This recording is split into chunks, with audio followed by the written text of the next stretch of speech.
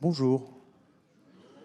J'essaie de faire marcher ma télécommande, mais ça ne marche pas manifestement. Donc je passerai les slides avec la petite flèche du clavier. Je ne sais pas si vous voyez bien là. Ouais, c'est OK. Tout le monde m'entend, c'est OK. Bon, bah super. Alors, top. Du coup, ce matin, on va commencer je vais commencer par vous parler de ce projet qui a été un petit peu atypique chez nous, qui s'appelle Tous Anti-Covid. Vous avez peut-être l'application sur votre téléphone. Peut-être plus d'ailleurs. C'est assez cool. Voilà. Donc, peut-être commencer par me présenter en 3 mots. Donc, je m'appelle Olivier Berny. Je suis un des cofondateurs de la société Lunabi Studio. Donc, on fait des apps dans les Alpes. On arrive d'ailleurs de nos Alpes ce matin. C'est pour ça qu'on est un peu en retard. Désolé. Et voilà. Et si vous voulez en savoir plus sur Lunabi Studio, je vous suggère d'assister à la conférence suivante, parce que là, je donnerai plein de détails sur comment ça marche, etc. Donc, Tous Anti-Covid. Alors d'abord, je voudrais vous faire un petit disclaimer important. Tous Anti-Covid, c'est un projet sanitaire. On va en parler au sens où c'est pas un projet politique chez nous, en tout cas. La raison pour laquelle on l'a fait, c'est vraiment pour être utile, c'est pour contribuer à la lutte contre le Covid de manière globale. Et c'est vrai que cette lutte contre le Covid elle a été assez importante. C'est un projet qui a été assez important. Et alors, j'ai mis ce slide parce que ça m'a fait marrer quand j'ai préparé la conférence. J'ai cherché une illustration pour sanitaire, donc pour mettre sur ce slide. Et en fait, en tapant sanitaire dans Google Images, je suis tombé sur toute une palanquée de logos Tous Anti-Covid. Donc c'est assez surprenant quand même. On se dit, bon, je m'attendais à trouver les toilettes, mais en fait, j'ai trouvé aussi pas mal de Tous Anti-Covid. Donc c'est pour dire, je trouve que ça illustre assez bien à quel point le truc a marqué en fait cette histoire de Covid finalement. Ça a quand même vraiment marqué les quelques dernières années. Donc voilà, et donc si on a fait cette application, nous, c'est absolument pas par engagement politique ou quoi que ce soit, c'est vraiment pour être utile, quoi, parce qu'on se disait qu'effectivement, il y avait certainement quelque chose à faire. Pour vous raconter un tout petit peu l'histoire, j'ai vécu pas mal à Singapour, et à Singapour, c'est le pays dans lequel l'application de tracing Bluetooth est sortie en premier. Ils ont travaillé là-dessus, et donc j'ai suivi un peu le truc, et c'est là qu'on s'est dit, bon sang, mais oui, il faut faire une application pour, via du Bluetooth, arriver à casser les chaînes de contamination un petit peu automatiquement. Donc c'est pour ça qu'on s'est engagé dans ce projet, en fait, relativement tôt, dès le départ. Et donc, la mission de ce projet Tous Anti-Covid, c'était quoi? C'était donc prévenir les personnes que j'ai pu contaminer sans le savoir, puisque, donc, vous vous rappelez, il y a quelques jours d'incubation du Covid. Donc on peut être malade, on peut être contagieux sans être au courant du tout qu'on est malade. Et c'est là que ça pose problème, c'est parce que, c'est pile à ce moment-là que potentiellement on peut contaminer plein de monde. Et donc l'idée, c'était, dès que je sais que je suis malade, je préviens des personnes que j'ai croisées potentiellement, que je suis pas capable de prévenir normalement, parce que c'est des personnes que j'ai croisées dans une file d'attente, à la boulangerie ou autre. Et donc, l'idée, c'est que tout ça se fasse automatiquement. Et donc leur envoyer une notif en disant attention, vous avez croisé quelqu'un qui potentiellement est malade. Et alors, il y avait un certain nombre de contraintes à ce tracing Bluetooth. Donc la première, c'est que ce soit entièrement automatique. Et la deuxième, c'est que ce soit complètement anonyme. Je ne sais pas si vous vous rappelez, à l'époque, il y avait des espèces de brigades d'enquête, au début et avant cette application Tous Anti-Covid, il y avait des brigades qui, dès qu'il y avait quelqu'un de malade, les appelaient au téléphone et il fallait lister toutes les personnes qu'on avait croisées. Elles étaient contactées, elles étaient prévenues. Mais malheureusement, entre guillemets, ce truc-là, c'était pas du tout automatique. Ça prenait beaucoup de temps de travail des brigades en question. Et puis, c'était pas du tout anonyme non plus, ce qui peut poser problème vis-à-vis du secret médical, etc. Et donc, l'idée, c'était de pallier à ces deux soucis. Du traçage manuel et de proposer une solution automatique. Avec des hypothèses de départ un petit peu fortes.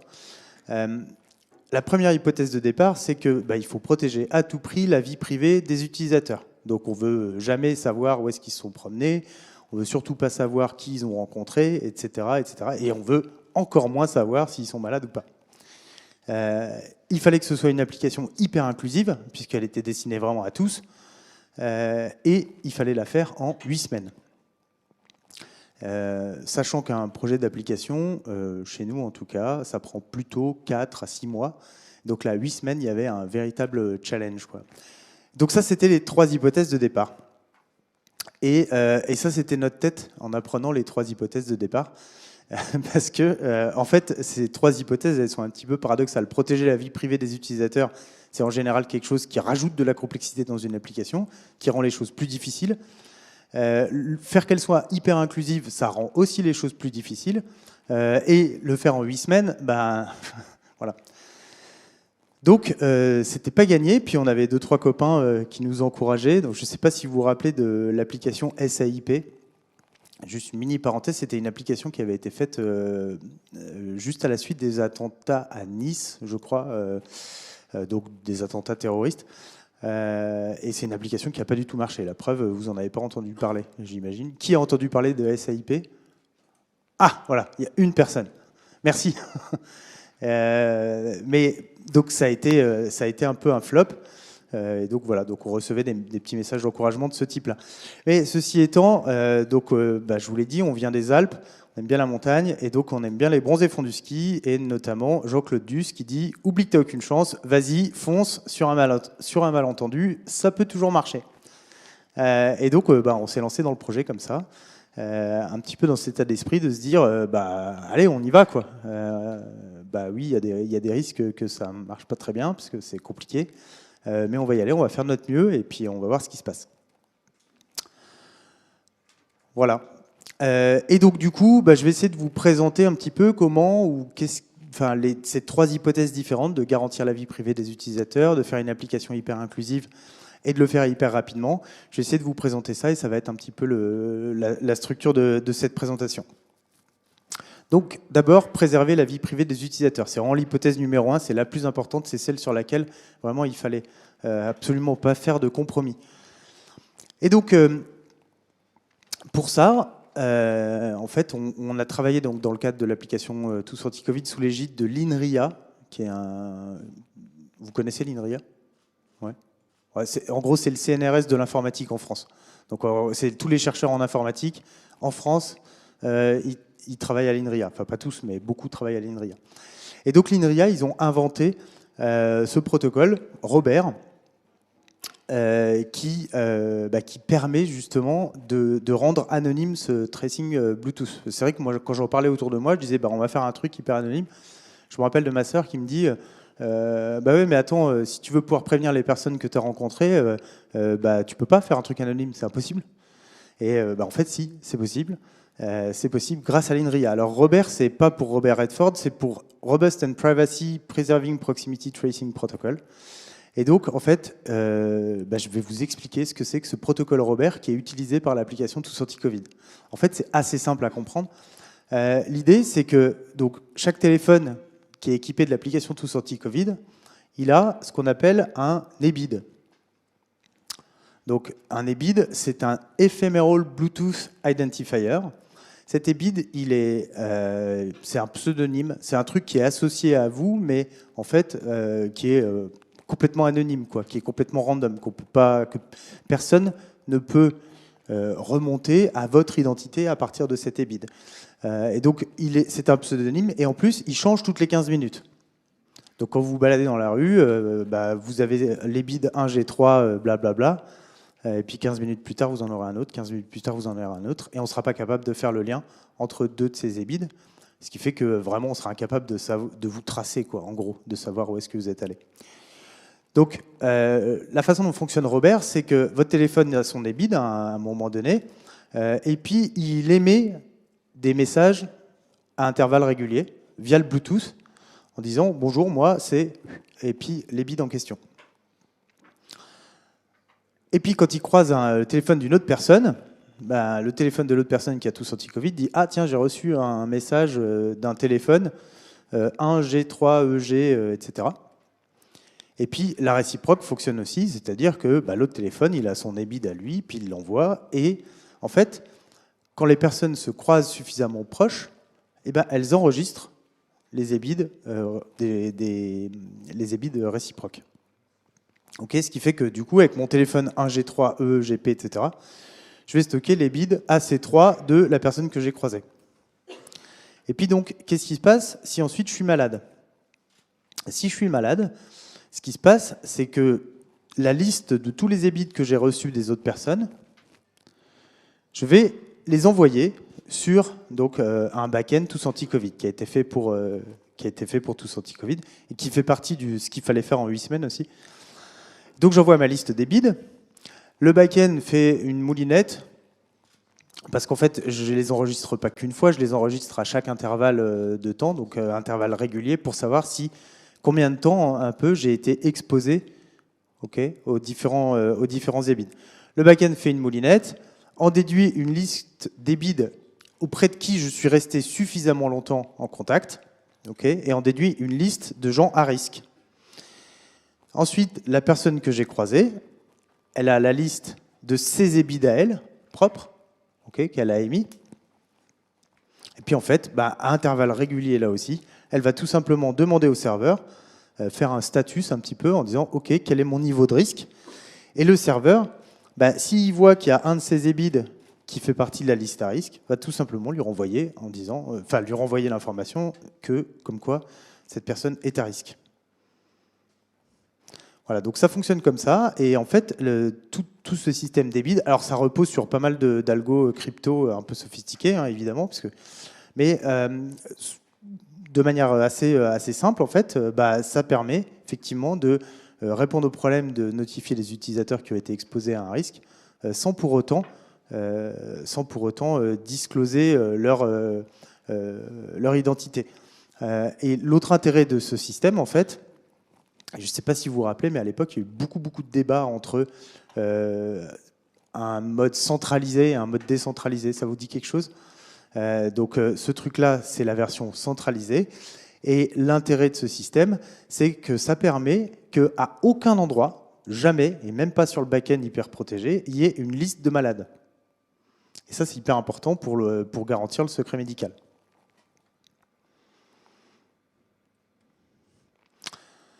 Alors ensuite, donc, garantir la vie privée des utilisateurs. Qu'est-ce que ça veut dire d'un point de vue de ce qu'on utilise pour construire l'application mobile? Alors, donc, on va en parler tout à l'heure, mais pour construire une application mobile, souvent, dans 99,9% des cas, en vrai, on utilise tout un paquet de libs, de SDK, etc., qui sont fournis par Google, Apple. Et notamment, ce qu'on utilise beaucoup chez Lunabi Studio, c'est, alors les Google Play Services, ça, je crois que c'est tout le monde qui fait des applications Android. On utilise aussi beaucoup Firebase, Realm et Batch pour envoyer des push notifs.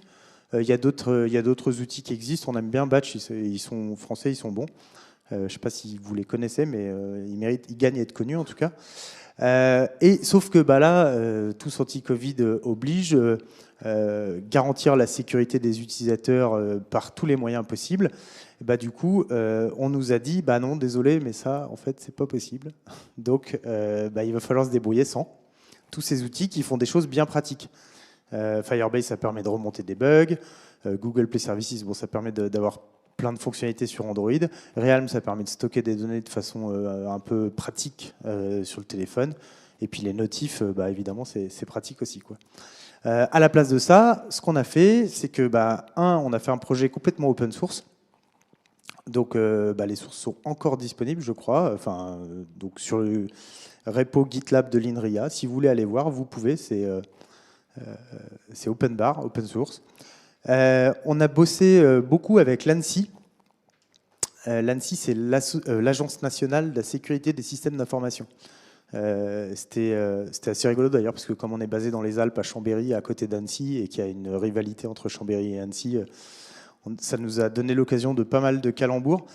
Mais à part ça, non, je ne sais pas si vous avez vu le Bureau des légendes ou des séries comme ça, mais c'est un peu le gars qui est derrière son ordi dans le Bureau des légendes, c'est eux, quoi. Donc c'est assez cool.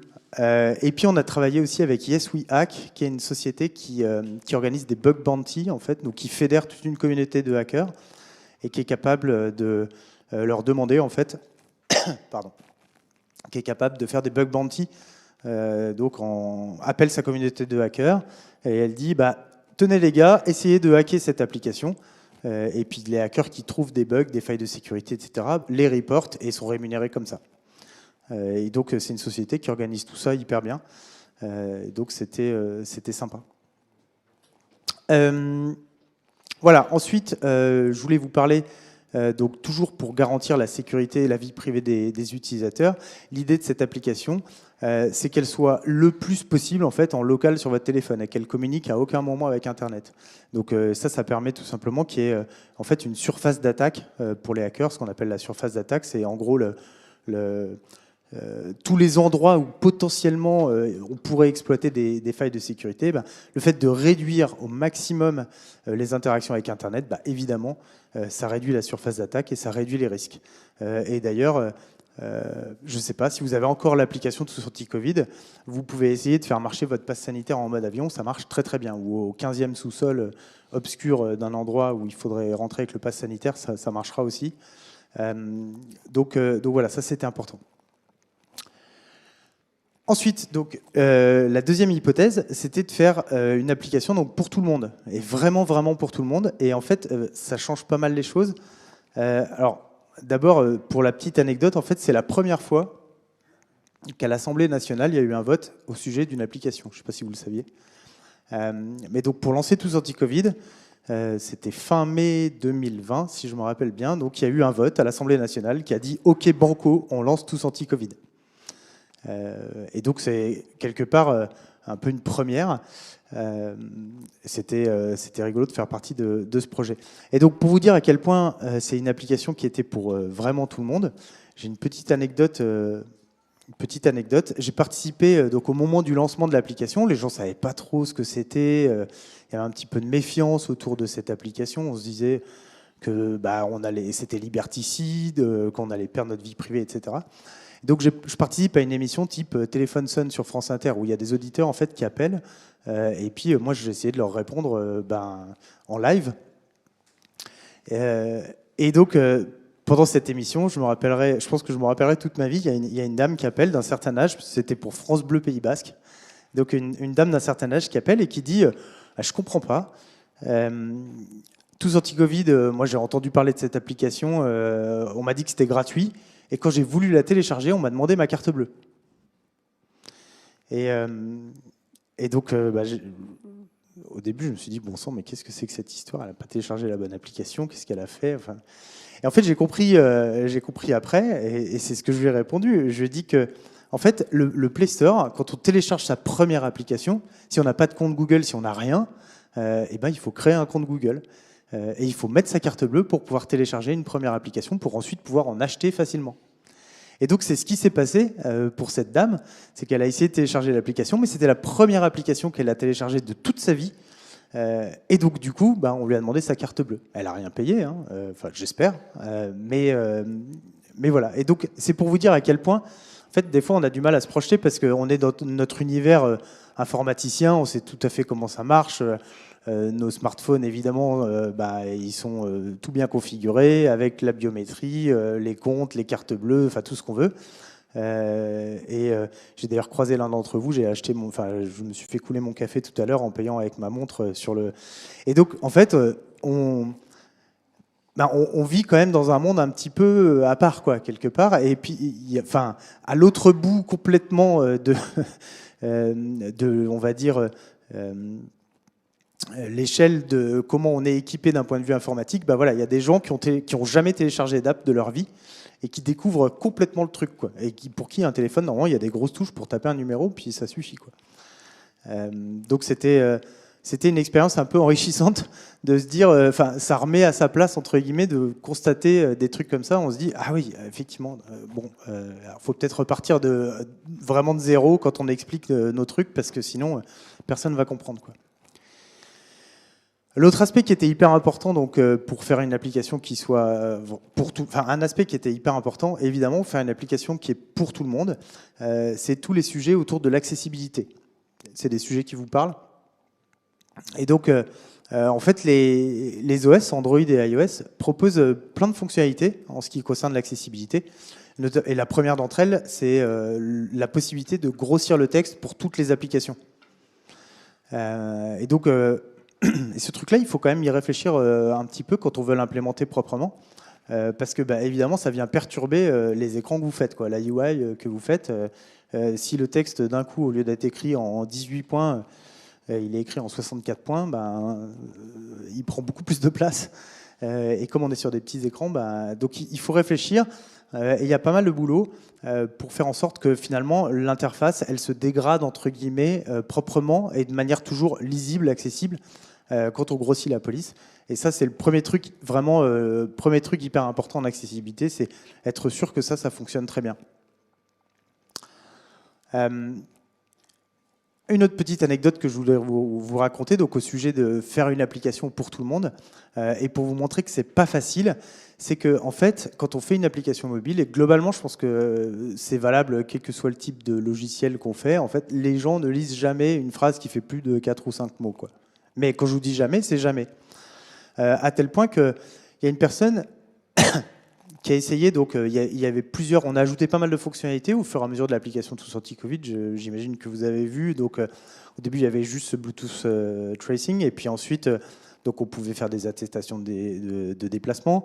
Et puis ensuite, donc il y a eu ce fameux pass sanitaire, donc on pouvait, quand vous vous faisiez vacciner ou si vous étiez malade, vous aviez une fiche avec un QR code dessus, vous pouviez le scanner, ça l'enregistrait dans l'application.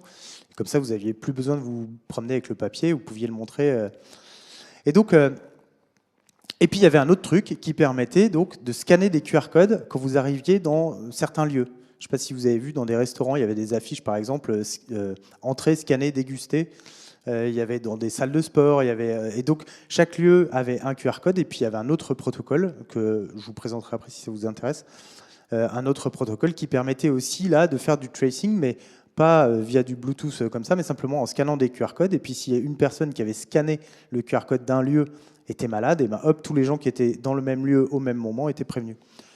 Et donc comme il y avait plusieurs fonctionnalités autour des scans de QR code, ben, il y avait plusieurs endroits dans l'app où on pouvait scanner des QR codes. Et puis on avait essayé d'écrire en très gros, ici c'est pour scanner un QR code de lieu, là c'est pour scanner votre passe sanitaire.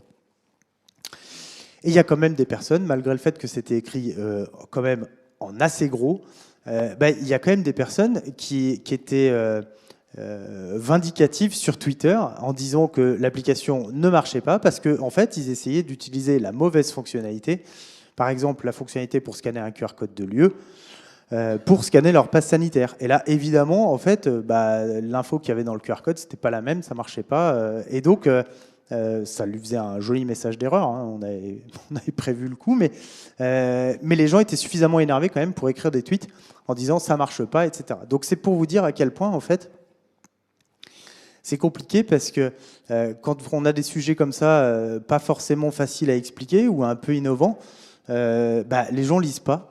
Et donc, il faut arriver à trouver des moyens et à améliorer l'application sans cesse pour que, pour que ça n'arrive pas.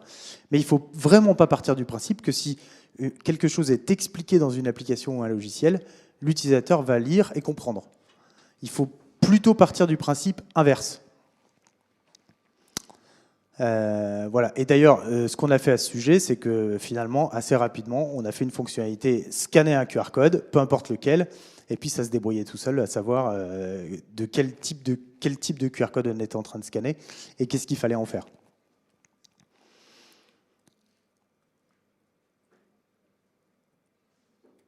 Ensuite, je voudrais vous parler du problème du background. Donc cette fonctionnalité de contact tracing, qui était vraiment la première brique, la première version de Tous Anti-Covid, ça faisait que ça. En fait, elle avait un problème, cette fonctionnalité. Le problème, c'est que c'est quelque chose qui est tout automatique, mais complètement automatique.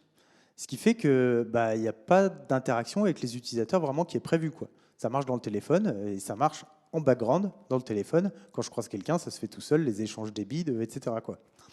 Sauf qu'en fait, les OS, Android et iOS, ils ne sont pas du tout faits pour ça. Tout ce qui marche en background fait partie de l'OS. Mais les applications, en fait, elles ne sont pas faites pour marcher en background.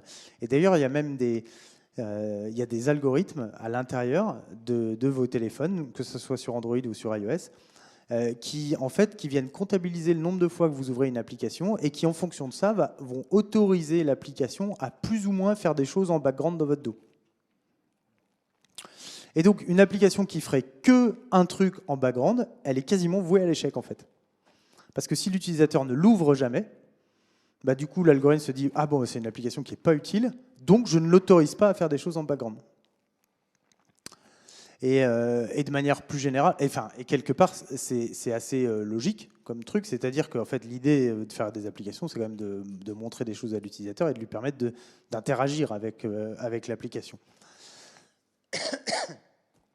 Et donc, du coup, en fait, pour résoudre ce problème du background qu'on a eu au début et qui faisait que, en fait, des fois, les applications étaient killées en background et que finalement, ce contact tracing, il ne marchait pas hyper bien parce que quand l'application a été killée, elle était killée, quoi. Donc, elle pouvait plus, elle disait plus « Hello, moi je m'appelle » avec les bits derrière.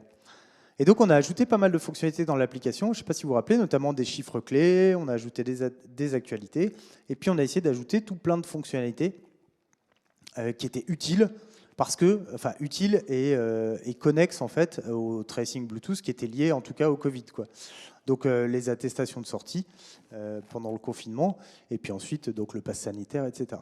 Et en fait ça a fait monter littéralement en flèche l'usage de l'application, le nombre de téléchargements et également ça a permis de faire en sorte que le tracing Bluetooth fonctionne bien mieux parce que les applications tournaient beaucoup plus en background. Voilà, et donc il y a tout un paquet de fonctionnalités qui ont été développées. Là, je vous ai mis un petit schéma, je trouve que ça peut être intéressant. Donc, du pourcentage d'usage, on a fait notre propre boîte à outils de remontée d'informations pour connaître les usages de l'application, parce que évidemment, vous vous rappelez, Firebase, c'était interdit, etc. Et donc, du coup, on a fait un petit outil anonyme qui est validé par la CNIL, évidemment, et qui remontait vraiment juste le minimum, mais pour savoir un petit peu quels étaient les usages des différentes fonctionnalités dans l'application.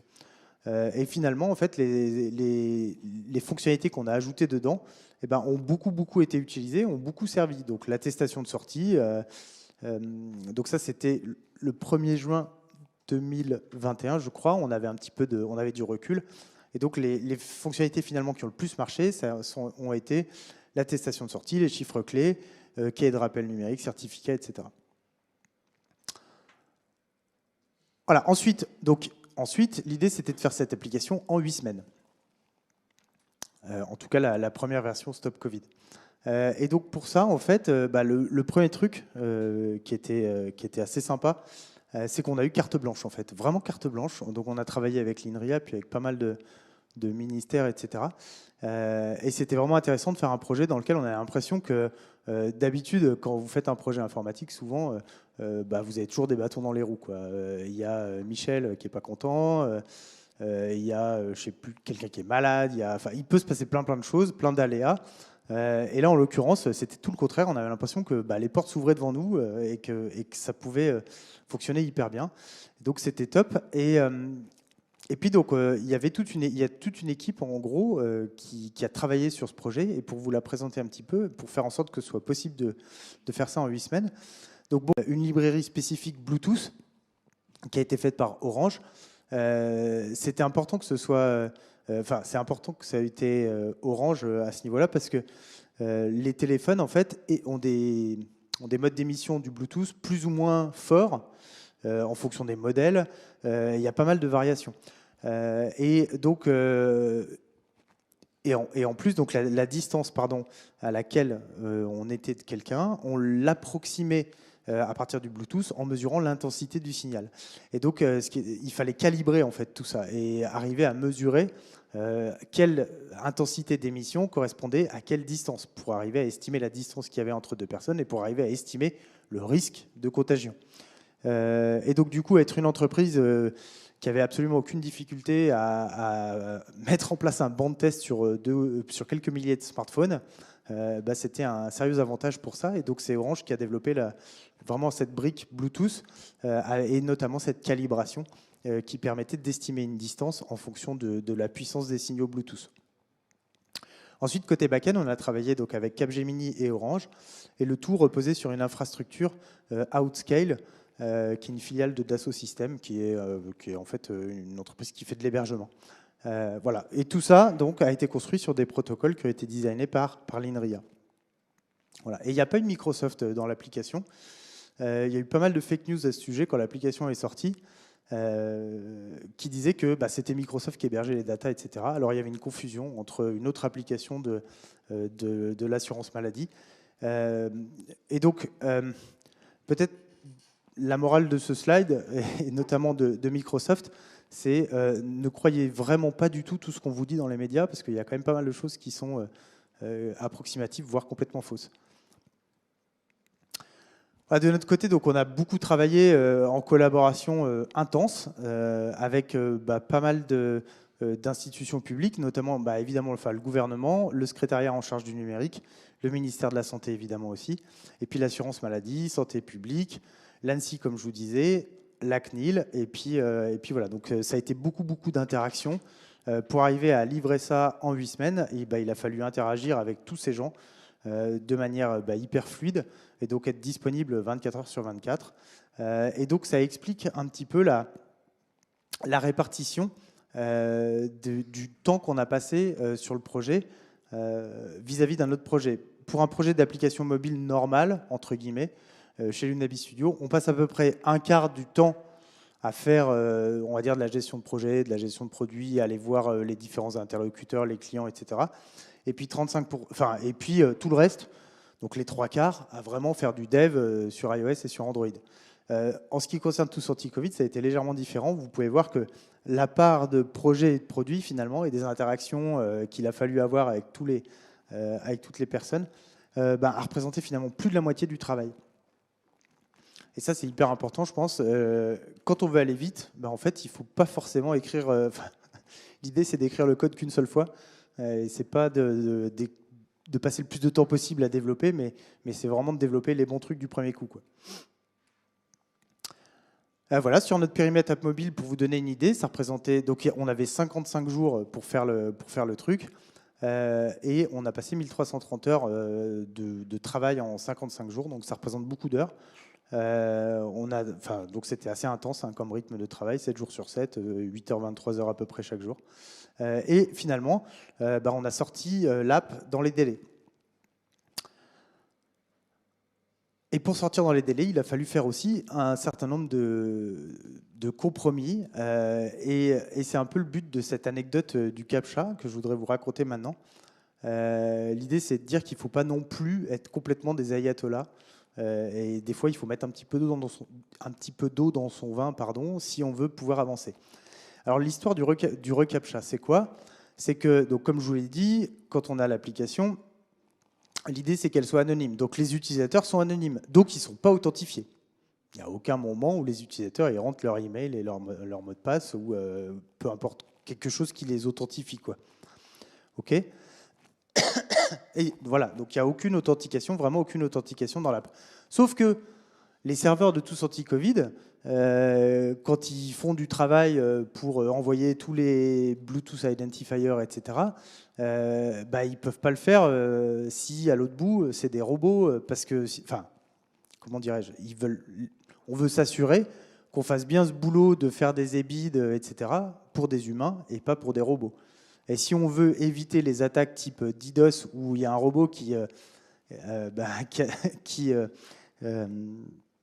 appelle le serveur à un rythme vraiment hyper fort pour le faire tomber, il faut trouver un moyen de valider que c'est bien des humains qui utilisent l'application et que ce ne sont pas des robots qui utilisent l'API du back-end.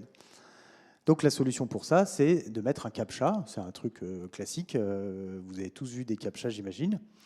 Et sauf que arrive donc la date de sortie de l'application, c'était le 2 juin. Et puis, quelque part autour du 15 mai, on se dit, bon, comment on va faire le CAPTCHA? Et là, on a deux options. L'option reCAPTCHA de Google, mais c'est Google. On a dit qu'on n'avait pas le droit. Comment on fait? Et puis, Orange avait une brique de CAPTCHA qui traînait un peu dans les cartons, j'allais dire. Et donc, on essaye cette brique CAPTCHA d'Orange. Et la brique CAPTCHA d'Orange ne tient absolument pas la charge. C'est-à-dire que, en gros, si on avait quelques centaines de milliers d'utilisateurs qui téléchargeaient l'app le jour de la sortie, le truc partait au tas, quoi. C'était pas suffisamment performant. Parce que ce n'était pas un produit qu'ils utilisaient, ils l'avaient juste développé comme ça, quoi. Et donc, du coup, le choix qui a été fait, il a été rationnel. On avait dit, certes, au début du projet, qu'on ne voulait surtout pas mettre de Google à aucun endroit dans l'application mobile, mais finalement, quand même, on a fait une entorse. Et entre le 2 juin et le 26 juin, donc le temps de rendre le CAPTCHA, la solution d'Orange, opérationnelle et suffisamment robuste d'un point de vue des perfs, on a sorti l'application avec le reCAPTCHA de Google. Et puis finalement, ça a bien marché comme ça. On l'a sécurisé avec l'ANSSI, on a passé un petit peu de temps. Et puis ça s'est bien passé. Et ça, en fait, ça nous a permis de tenir des délais, quoi, tout simplement. De sortir l'application le 2 juin, parce que sinon, ça n'aurait pas été possible. Et donc, c'est pour vous dire que voilà, c'est important des fois de ne pas être complètement des ayatollahs d'un truc et d'arriver à trouver des bonnes solutions, des compromis acceptables pour tenir les délais. Voilà, donc ça c'est un petit peu toute la roadmap qu'on a suivie pendant l'année 2020-2021. Je ne suis pas sûr qu'il y ait besoin de détailler. L'idée c'est qu'on a quand même réussi à sortir pas mal de features, à tenir les délais là-dessus et à maintenir un rythme assez important. Voilà, en conclusion, je dirais que j'espère vous l'avoir fait sentir, mais c'était un projet quand même assez atypique pour nous. C'était la première fois que l'icône d'une application qu'on faisait était affichée en 30 par 40 mètres sur la tour Montparnasse déjà. Et puis surtout, c'est une application qui a été en 2021 pendant 92 jours numéro 1 téléchargée sur iOS, pendant 118 jours sur Android, qui a vraiment été beaucoup téléchargée. Aujourd'hui, j'ai mis ce chiffre à jour, on en est à 62 millions de devices uniques qui ont téléchargé au moins une fois l'application Tous Anti-Covid. Donc ça ne compte pas les upgrades ou les retéléchargements. Si vous téléchargez l'app, vous la supprimez, vous la retéléchargez, ça va compter qu'une seule fois. Donc 62 millions, donc ça représente quand même vraiment beaucoup de monde. Là-dessus, on était vraiment très fiers, très contents. Pour info, donc à 42% sur iOS et à 58% sur Android. Donc ça représente à peu près les parts de marché en France entre iOS et Android. Un peu plus sur iOS quand même. La dernière fois que j'ai regardé, je crois que c'était plutôt 30% les parts de marché iOS en France. Donc il y a un peu plus de gens, une proportion un peu plus grande de personnes sur iOS qui ont téléchargé l'application que sur Android. Et ça a représenté plus de 4 millions de notifications envoyées, plus de 4 millions de notifications à risque en fait. Donc potentiellement plus de 4 millions de chaînes de contamination rompues grâce à l'application Tous Anti-Covid. Et donc, on est assez fiers de ce chiffre parce que c'est quand même assez significatif. Voilà.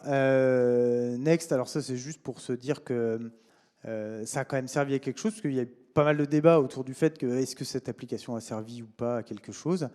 Et ça, c'est une petite anecdote d'un journaliste de France Culture qui s'appelle Frédéric Martel, qui était un fervent détracteur de l'application au début, qui était vraiment vent debout en disant non, il ne faut pas faire ça, etc.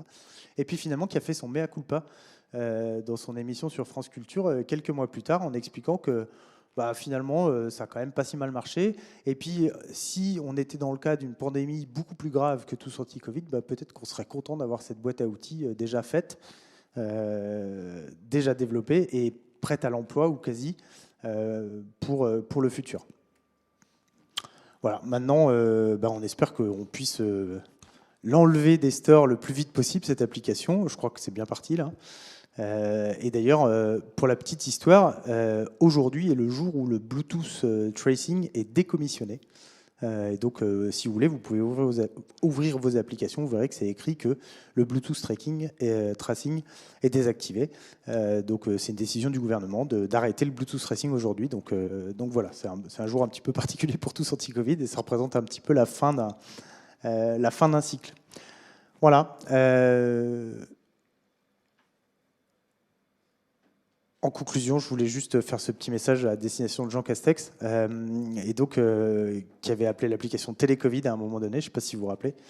Et donc, l'idée, c'est de dire que quand même, on a parcouru pas mal de chemin en termes de technologie depuis le Minitel. Et si vous avez des questions, je serai ravi d'y répondre.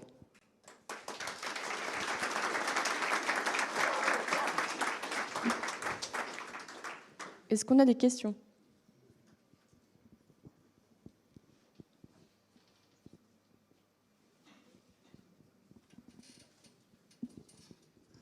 Bon, je parle un peu du point de vue maléfique ou mal intentionné, mais comment vous faites pour éviter que quelqu'un qui a de très mauvaises intentions prenne avantage de votre technologie? C'est-à-dire que vous avez plein de concepts qui sont liés à la prévention de la contamination Covid, mais si moi je détournais ça pour juste causer du tort à quelqu'un d'une manière ou d'une autre, comment est-ce que vous évitez ce genre de problème-là? Comme par exemple, si je me balade avec 3 téléphones dans un petit quartier de 10 blocs de maison, quoi, comment vous évitez que j'identifie très rapidement qui est malade, qui ne l'est pas? Alors, je ne suis pas sûr de complètement comprendre la question. Sur l'aspect détournement de la technologie, en fait, c'est une technologie qui existe, hein, et donc qui est disponible, je veux dire, que tous anti-Covid soit fait ou pas. Je ne suis pas sûr de... Mais peut-être tu peux préciser... En gros, je le vois comme une très grosse source d'information.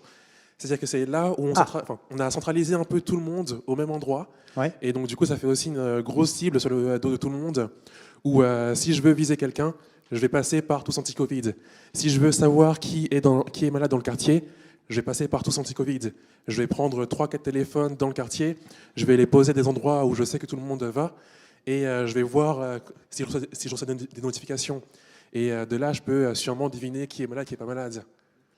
Alors, la seule manière, à partir du protocole Robert, de savoir précisément si quelqu'un est malade ou pas, ça serait de dédier un téléphone à chaque personne que tu croises, en fait.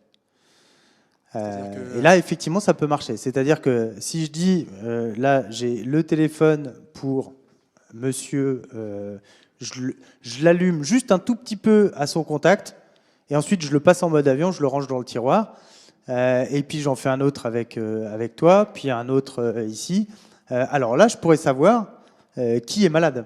Mais sinon, s'il y a plein de gens qui sont passés autour de mon téléphone et que je reçois une notif, j'ai aucun moyen de savoir lequel a déclenché la notification en particulier. Tu vois ? Pour continuer, en fait, ça c'était un problème qui avait été causé par Google et leur technologie de clustering, où ils promettaient au départ de la confidentialité en ne donnant pas d'identifiant unique à une personne, mais à la place, il est assigné à des troupeaux, à des clusters. Mais vu qu'il y avait plusieurs clusters, si on faisait la disjonction de tous les clusters, on pouvait quand même réidentifier quelqu'un. Et c'est ce genre de technologie où, si jamais on peut à chaque fois avoir plusieurs groupes de personnes et trouver les similarités entre différents groupes, de là on peut identifier 1, 2, 3 personnes en particulier, où on peut réduire la zone de recherche tellement que là c'est beaucoup plus facile de déterminer une personne unique. J'appelle un joker. Thomas Jossoin, mon associé, qui a beaucoup contribué au projet Tous Anti-Covid. Bonjour à tous. En fait, il y a plusieurs contre-mesures, donc on n'est pas rentré dans tous les détails de Tous Anti-Covid. Et d'ailleurs, le papier donc, du protocole Robert, il est disponible, vous pouvez le trouver, il est open source aussi, donc il explique tout le protocole d'un point de vue scientifique et de recherche. Donc il y a toute une dimension cryptographique, etc. Et il y a aussi une dimension épidémiologique qui a été prise en compte évidemment dans ce protocole. Et en particulier, alors je ne sais pas si certains d'entre vous ont reçu cette notification de contact à risque, mais quand vous avez une notification de contact à risque, la date est à plus ou moins 1 jour. Donc on vous dit, vous avez rencontré quelqu'un qui s'est déclaré malade après votre contact. À cette date, plus ou moins 1 jour. Donc en fait, il y a des choses, dont la date de contact, qui ont été rendues floues pour qu'elles aient toujours du sens d'un point de vue épidémiologique. Donc plus ou moins 1 jour, c'est OK d'un point de vue épidémiologique. Et ça permet de flouter cette notion de réidentification possible de quelqu'un. Après, ce que disait Olivier est vrai, c'est toujours un équilibre. C'est-à-dire que ce qu'il faut faire pour pouvoir réidentifier quelqu'un paraît complètement démesuré par rapport au gain in fine. En fait, dans le monde de la cybersécurité d'ailleurs, globalement, je ne sais pas si vous avez des cours là-dessus, mais le but c'est toujours il n'y a aucun système qui est parfaitement à 100% secure. Le but c'est de mettre des barrières suffisamment hautes pour que personne n'ait l'intérêt ou la puissance pour passer par-dessus. Concrètement, ce qui est en centrale, surtout anti-Covid, Olivier en a parlé, on parle du protocole centralisé, décentralisé. Donc, pour moi, c'est un terme qui a été inventé plutôt par les médias.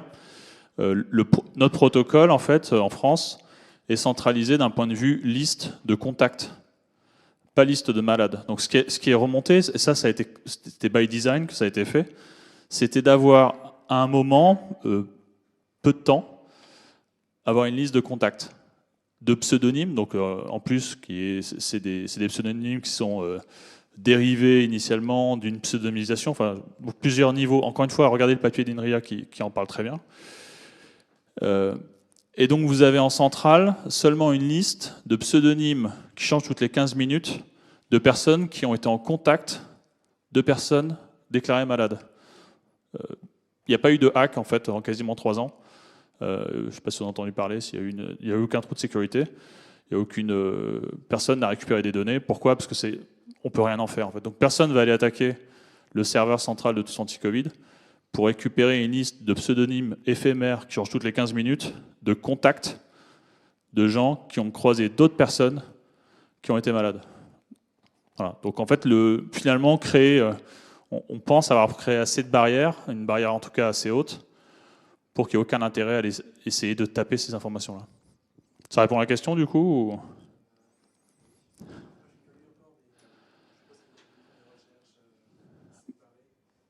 Je pense, franchement, donc allez taper INRIA Robert dans Google, vous allez tomber sur le papier. Donc il y a 2 papiers, il y a un papier de recherche, il fait un peu saigner du nez.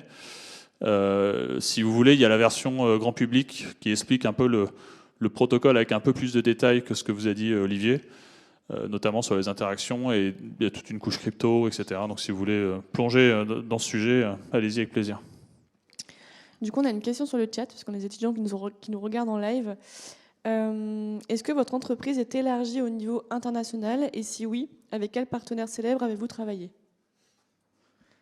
Alors oui, on a travaillé un peu avec des clients à l'international. En fait, notre métier, c'est de faire des applications mobiles donc pour d'autres entreprises. On est une entreprise de service, en fait. Hein. Et donc, ça nous est arrivé de bosser un peu à l'international. Notamment, on a fait une application pour GoPro, qui était un peu sympa. Une application qui permet de visualiser des vidéos 360. On a également travaillé avec Schneider Electric à l'international. Sur des projets d'objets connectés en fait. Donc, et là pour le coup c'était vraiment très très international parce que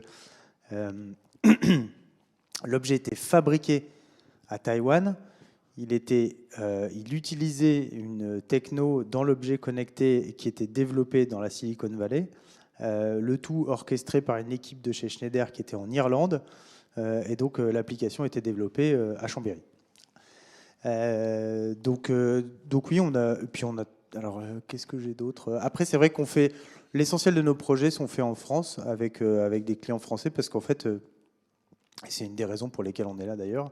En fait, on n'est pas assez nombreux pour faire tous les projets qu'on nous demande de faire. Et donc, du coup, on fait beaucoup de projets effectivement à Paris, en France. À Lyon aussi, parce que finalement c'est plus simple comme ça, quoi. Mais en fait, Tom que vous venez de voir et moi-même, on a passé pas mal de temps à travailler à l'étranger. Tom beaucoup de temps aux US et moi j'ai passé beaucoup de temps en Asie. Donc on a cette culture internationale pas mal. Et quand il y a effectivement des opportunités qui se présentent, ça nous fait plaisir de travailler un petit peu partout. Oui, bonjour, j'ai une question. C'était pour savoir comment vous en êtes arrivé à faire cette application. Comment ça s'est passé? Est-ce qu'on vous a appelé un jour? Est-ce que vous avez répondu à une offre Alors non, on ne vous a pas appelé. Parce qu'il y a peu de gens qui nous connaissent. Donc non, c'est plutôt nous qui avons frappé à la porte, en fait. Donc c'est ce que je disais tout à l'heure en intro, c'est que on aime bien avoir... Enfin, la raison pour laquelle on fait des applications mobiles, en fait, elle est toute simple, c'est que on a tous un téléphone portable dans la poche. C'est l'objet le plus intime qu'on ait, ou quasiment le plus intime qu'on ait. On se réveille et on se couche à côté de notre téléphone. Moi, tous les matins, c'est mon téléphone qui me réveille. C'est souvent le premier objet qu'on consulte dans la journée, etc. Et donc, tout ça fait que on estime qu'à travers le téléphone portable, à travers les applications qu'on met dessus, on peut avoir un vrai impact sur le quotidien des gens, en fait. Et donc, on est sans arrêt en train de se demander comment on pourrait faire des applications qui pourraient avoir un impact sur le quotidien des gens. Et donc, en voyant ce qui se passait à Singapour avec le Bluetooth Tracing, et puis par ailleurs, on a beaucoup bossé sur le Bluetooth pour d'autres applications qu'on a fait, et aussi pas mal sur la crypto, parce qu'en fait, la première application qu'on a faite, c'est un password manager qui s'appelle OneSafe. Et donc, en fait, en combinant des compétences Bluetooth, crypto assez fortes, et en voyant l'existence de ce truc à Singapour, on s'est dit, ça a été un peu comme une épiphanie, comme une révélation. On s'est dit, bon sang, mais oui, il faut faire ça, c'est sûr.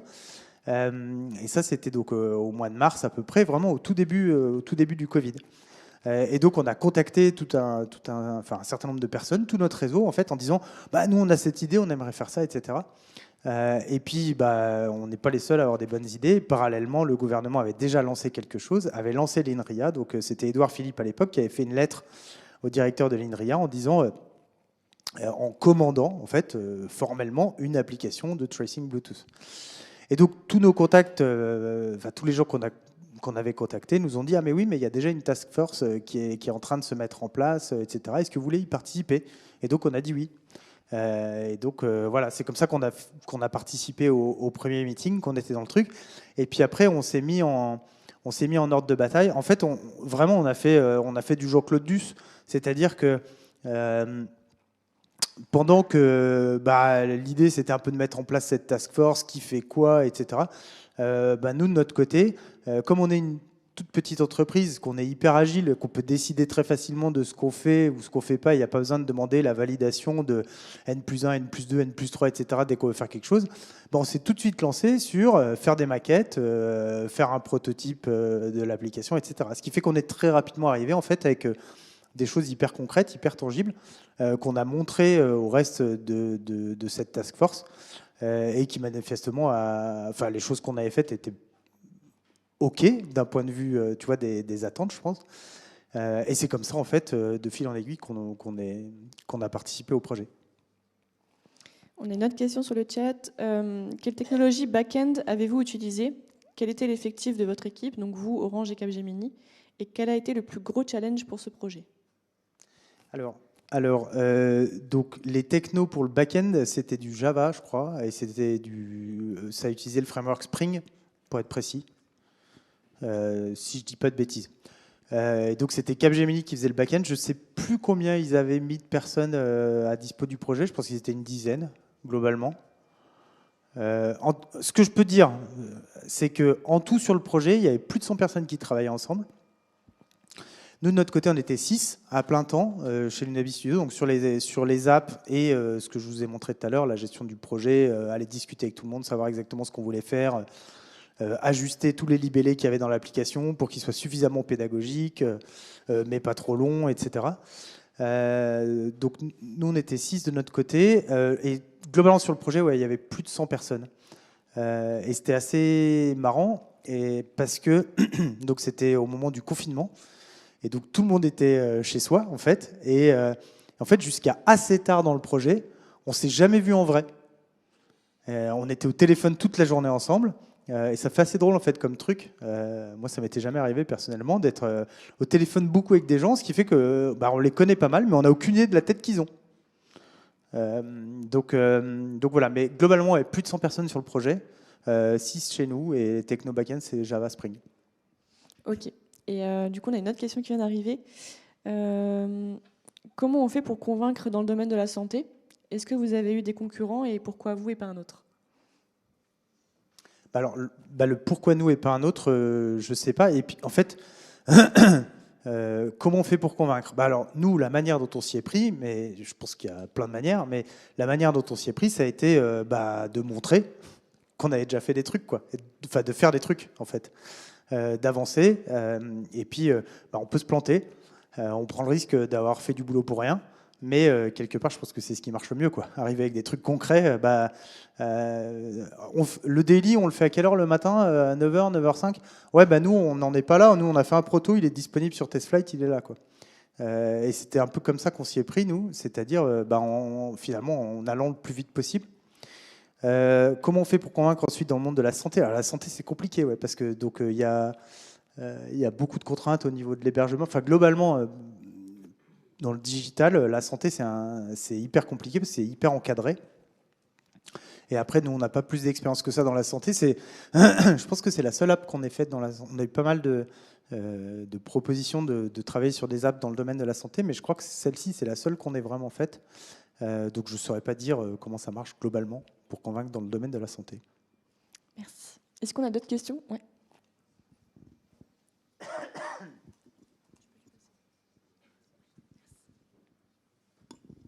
Bonjour, moi j'ai une question. Convaincre l'opinion publique de l'utilité de l'application a été un vrai challenge au début. Dans les médias, j'entendais c'était un peu compliqué, les utilisateurs, enfin les potentiels utilisateurs avaient beaucoup de questions. Et donc moi ma question c'est est-ce que durant les 8 semaines de développement de l'app, vous aviez prévu cette défiance préalable des utilisateurs et donc eu le temps en fait d'envisager une stratégie de communication un peu forte pour vulgariser les dessous techniques et débunker les critiques liberticides? Je crois que c'est Tom qui va répondre à cette question. Alors en 8 semaines, on n'anticipe pas grand-chose quand même, pour être honnête. On essaie d'anticiper le maximum, mais pas tout. Nous, d'un point de vue, sur notre métier de développeur d'applications mobiles, ce qui a été... oui, on l'avait anticipé, la défiance. On parle de contact tracing. À l'époque, contact tracing, c'était un gros mot. Personne ne savait ce que c'était, à part les gens justement de l'assurance maladie qui faisaient du contact tracing au sens humain du terme. Donc ce terme maintenant est relativement répandu. Alors pas partout, mais je veux dire, c'est devenu un terme un peu plus, merci le Covid, un peu plus connu.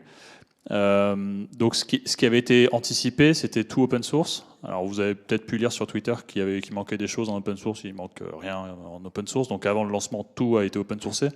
Même ça a démarré, d'ailleurs c'était nos composants côté application mobile qui ont été les tout premiers composants qui ont été mis open source.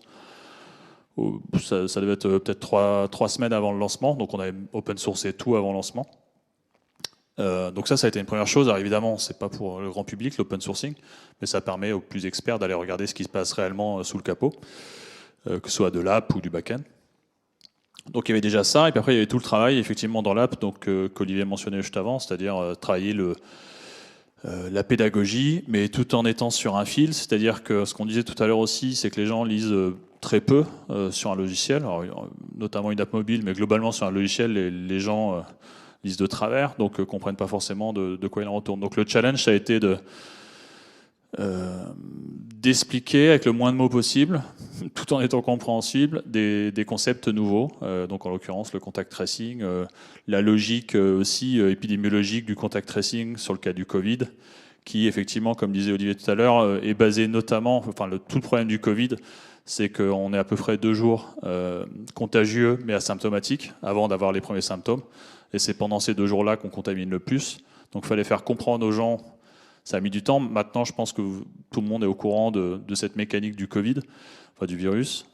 Ça, c'était quelque chose que les gens n'avaient pas compris au début. N'avaient pas compris qu'on était asymptomatique pendant 2 jours. La plupart étaient asymptomatiques, la plupart des gens étaient asymptomatiques à peu près 2 jours, voire pire, c'est-à-dire complètement asymptomatiques. Donc on luttait contre ça, principalement sur ces 2 jours-là où en fait vous allez côtoyer des gens et leur transmettre le virus sans le savoir. Donc expliquer à quoi ça servait, etc. Donc toute la pédagogie qui allait autour. Je pense qu'on n'a pas fait assez, c'est-à-dire que c'était compliqué comme sujet. C'est facile de le lire après, surtout qu'on a été, en tout cas sur le lancement de Stop Covid, donc la toute première version le 2 juin 2020, pardon. Je ne sais pas si vous vous rappelez, vous, à la sortie du premier confinement, je ne pense pas qu'il y en avait un parmi vous qui pensait qu'il y aurait 9 vagues après, et qu'on y serait encore à peine sur la fin de la 9e vague de Covid. Donc je pense que tout le monde, vers début, je ne sais plus si c'était fin mai, le déconfinement au début juin 2020, je pense qu'on était tous comment dire, pour nous, le Covid, on a lancé l'app au moment où les gens se sont dit que le Covid était fini, quoi. je pense. Donc après, il y a eu toute la suite que vous connaissez bien. Donc là, les gens ont commencé à se dire, tiens, finalement, il y aura probablement une utilité pour s'informer, donc avec les chiffres clés, les indicateurs dans l'app, avec de l'actu pour expliquer un peu ce qui se passe. Et évidemment, le pass sanitaire qui a créé un énorme usage de l'app. Je l'ai peut-être raté tout à l'heure, mais l'app a été la 5e app la plus utilisée en 2021 en France, donc en termes d'usage.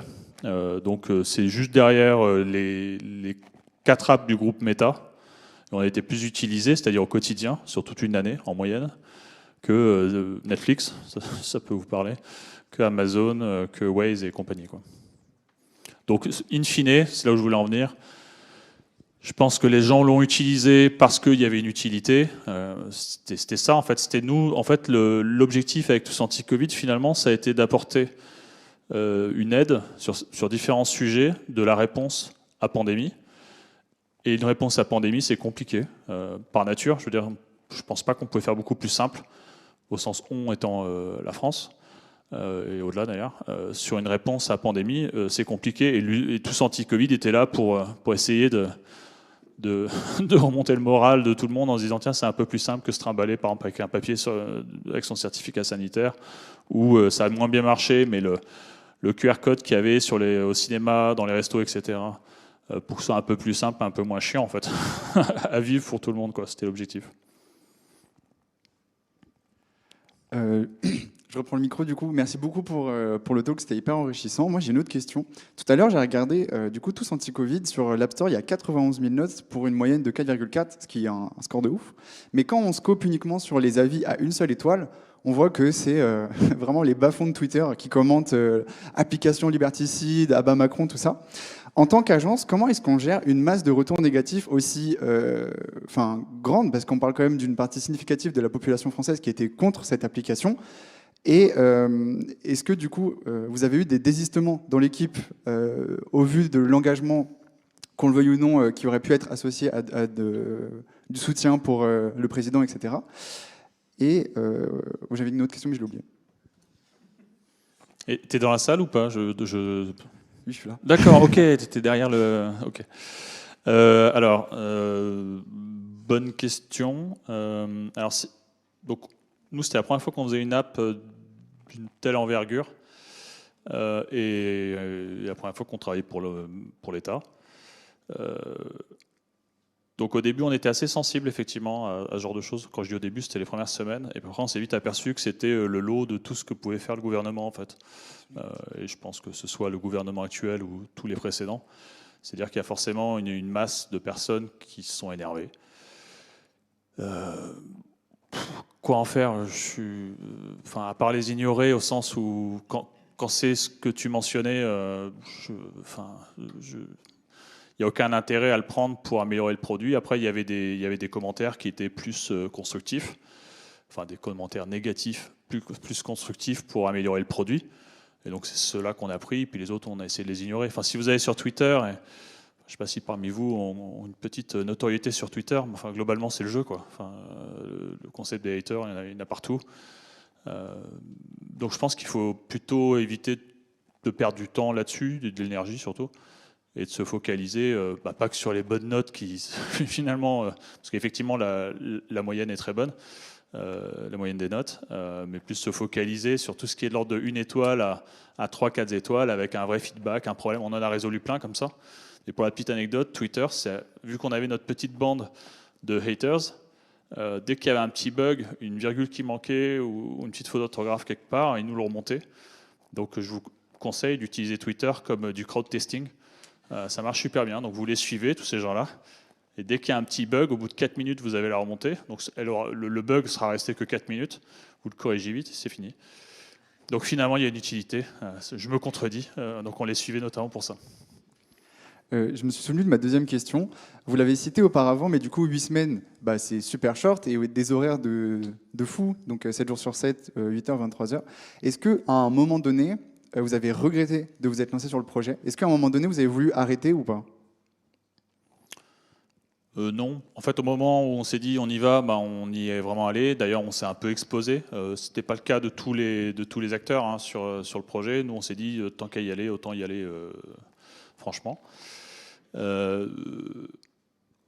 Les grosses horaires de travail, c'était, de toute manière, je pense que le confinement a été particulier pour tout le monde. C'est l'expérience d'une vie. Je ne suis pas sûr que ce soit une expérience très positive, mais c'est l'expérience d'une vie. Et donc nous, on l'a passé à faire tous anti-Covid, enfin Stop Covid à l'époque.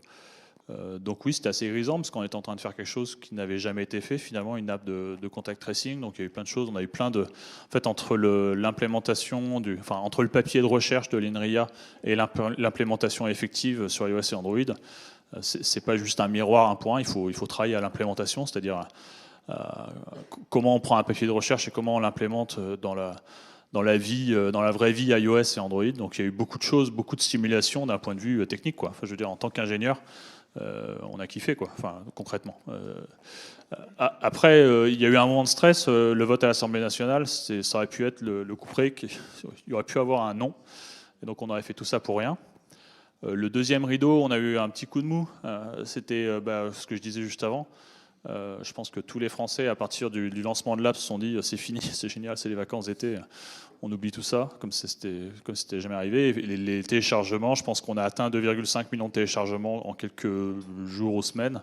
Et après, ça a stagné gentiment jusqu'à la deuxième vague qui arrivait en octobre-novembre 2020. Et donc, c'est vrai que quand vous faites une app et qui n'est pas utilisée, alors à passer tout ce temps et sans aucune utilisation, heureusement que le Covid est revenu, quoi. Je blague, mais en l'occurrence, oui, ça nous a fait plaisir. Maintenant, avec le recul, on s'est dit que ça a été utile pour certaines personnes, et malgré toutes les polémiques, je pense qu'on n'a eu aucun moment où on s'est dit non, c'est dommage, on jette tout et on arrête, quoi. Bonjour, merci pour la conférence. Moi, j'ai une question. Ça serait, est-ce que vous avez réussi... Est-ce que, malgré le fait que la solution soit open source, vous avez réussi à déposer des brevets? Non, il n'y a pas de brevet. Et, alors, il me semble, parce que c'est pas moi qui ai géré l'open sourcing, enfin, en tout cas, les choix d'open sourcing et de licence. Mais si je dis pas de bêtises, l'idée, c'est que ce soit open source, enfin, que ce soit une licence suffisamment open pour qu'elle soit utilisée par n'importe quel pays sans nous demander. Monsieur licence. Donc licence Apache, donc oui, c'est bon. Non, c'est une licence MIT. Ou MPL2, V2, enfin bref, vous pouvez regarder, mais il me semble que ça a été fait justement dans cette optique-là, c'est-à-dire de partager avec la communauté mondiale sur, voilà, on a fait ça, vous pouvez l'utiliser. Est-ce qu'on a d'autres questions? Oui. Bonjour, merci beaucoup du coup pour cette conférence et l'application. Moi je voulais vous demander, donc, tout le monde a entendu parler de cette application, tout le monde l'a eu une fois sur son téléphone, mais j'avais jamais vu le nom de votre studio. Est-ce que vous avez bénéficié de visibilité ou de célébrité grâce à cette application?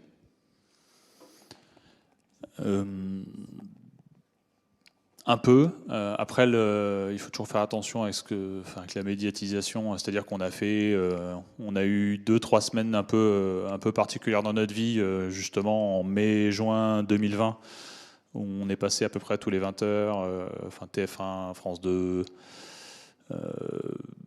On a fait Radio France, on a fait M6, bref, je pense qu'on les a à peu près tous faits. Après, pour la petite anecdote, donc nous on a découvert le truc. Donc ils vous filment pendant 2 heures, ils vous posent plein de questions et ils gardent 10 secondes. Et encore 10 secondes, c'est quand on a de la chance. Il y a même une anecdote encore mieux, c'est que il me semble que c'est TF1, mais je suis pas sûr. C'est peut-être France 2.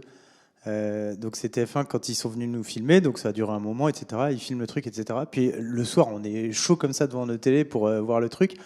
Et là, ils n'ont même pas cité le nom Lunabi Studio. Et ils ont mis une petite société chambérienne. Et du coup, on a décidé de le prendre plutôt à la rigolade parce qu'on a pris le nom de domaine unepetitesociétéchambérienne.com. Et donc, si vous allez sur www.unepetitesociétéchambérienne.com, ça tombe chez nous. Ah, peut-être qu'on a oublié de le renouveler. Ça, c'est possible.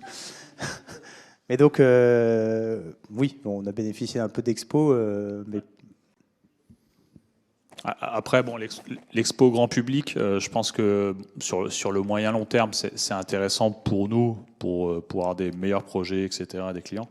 Mais on avait déjà une notoriété dans le monde, on va dire, du numérique en France, un peu au-delà, qui était déjà pas mal. C'est-à-dire qu'on est un peu des psychopathes des applications mobiles natives avec les technos fournis natives par Apple et Google. Et ça faisait déjà quelques années qu'on était assez reconnus dans ce monde-là, quoi. C'est ce qui nous avait permis de bosser avec GoPro, avec des grands groupes ou des grosses startups ou scale-up parisiennes. Ce sera la dernière question, je pense. Il faut enchaîner après. Du coup, sur votre GitHub, la licence, c'est un Creative Commons.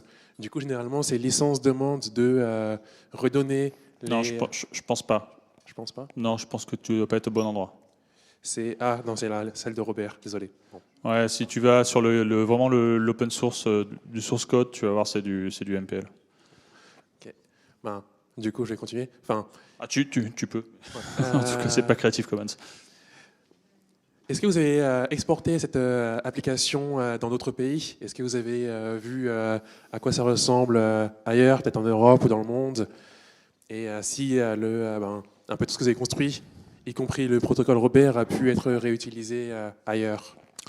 Alors non, ça n'a pas été le cas. Ce qui s'est passé à l'époque, c'est que Apple et Google se sont alliés pour faire un protocole qui s'appelle GAN, Google Apple Exposure Notification, qui a été adopté, on va dire, par pas mal de pays européens, un peu au-delà, mais pas sûr, surtout européens, dont l'Allemagne, l'Italie, UK, peut-être Espagne. Bref, ils en ont eu une quinzaine.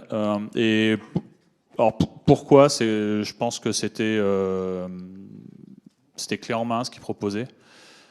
Donc nous, tout ce qu'on a dû faire sur la couche de crypto, enfin tout ce qu'on a raconté, quoi, on a dû le faire avec nos petits doigts. Et Gaën est arrivé avec quelque chose qui était packagé. Et donc ça a dû plaire à certains ministères de la santé d'autres pays. En France, ça n'a pas été le choix qui a été fait parce que le ministère de la Santé et la Direction générale de la santé et donc l'État voulaient garder la main sur des données épidémiologiques. Je ne suis pas allé regarder Gaën d'extrêmement près, mais visiblement c'était plus compliqué avec cette solution. Après sur le protocole, non, enfin donc il n'a pas été réutilisé. Il y a une version du protocole améliorée qui a été proposée par INRIA. Je pense qu'il y a un papier aussi qui s'appelle Désiré. Tu peux probablement trouver sur Google si tu mets INRIA Désiré, qui est une évolution beaucoup plus décentralisée du protocole Robert, qui se rapproche un peu de Gaën sur certains aspects. Et il me semble de mémoire que le scoring est fait sur le téléphone au lieu d'être fait sur le serveur. Mais je dis peut-être une bêtise, donc il faudrait regarder, mais ça s'appelle donc INRIA Désiré. Et donc pour conclure sur cette question-là, donc c'était open source pour que d'autres pays puissent l'utiliser. Le protocole est aussi open source. Non, je ne pense pas qu'il y ait de brevet qui ait été déposé d'ailleurs, de cette logique de partager cette connaissance à cause de qui a été la conséquence de cette pandémie pour préparer des prochaines pandémies dans le monde. Un grand merci à vous pour cette conférence. Merci. Merci. On va faire une petite pause avant d'enchaîner la prochaine. Donc on est dans les temps. Pour 11h30, c'est bon? Ouais, top. On reprend à 11h30 pour la deuxième conférence.